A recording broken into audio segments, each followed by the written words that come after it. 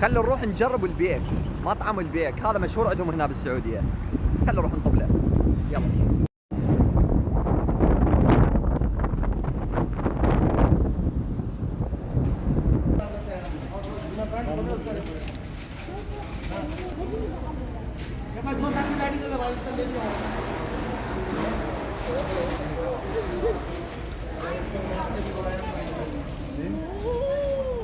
خليجي بس طلب.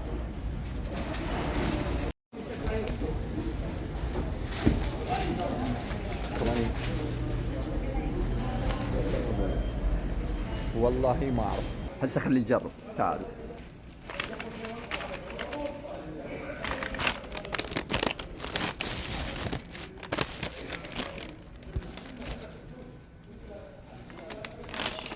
فيها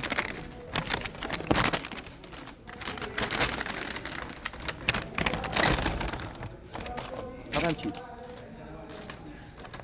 هاي ايش قدوتها؟ صغير وانا هاي.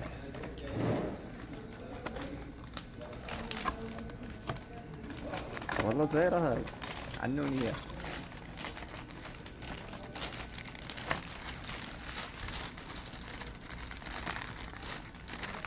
واي. خلينا نجرب، اعطيكم رأيي بالطعم.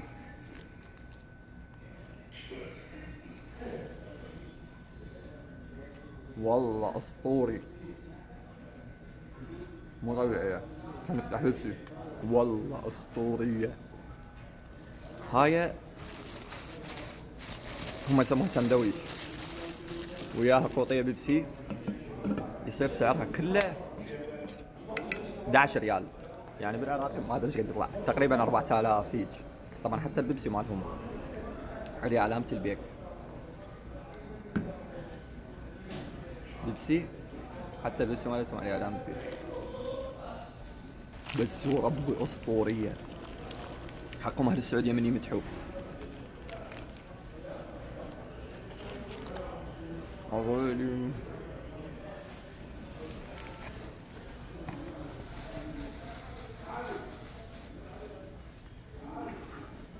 شوف هي خوش لفة وطيبة بس صغيرة ولا كيوت. والله أكثر شيء محلو بها إنه صغيرة.